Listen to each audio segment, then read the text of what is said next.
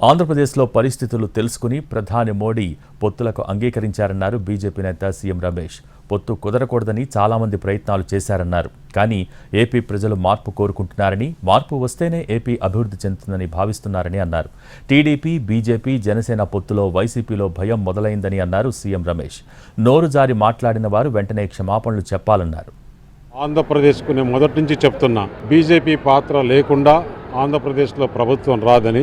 అది ఇప్పుడు నిజమైంది.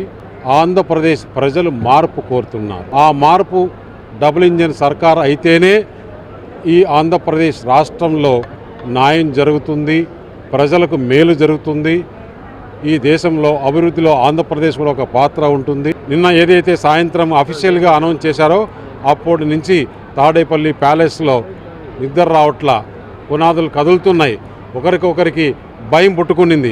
అందుకని రకరకాలుగా మాట్లాడుతున్నారు. ఇప్పటి నుంచి తస్మాత్ జాగ్రత్త. ఎవరైతే నోరు జారి మాట్లాడినారో వాళ్ళందరూ కూడా క్షమాపణ చెప్పి ఈ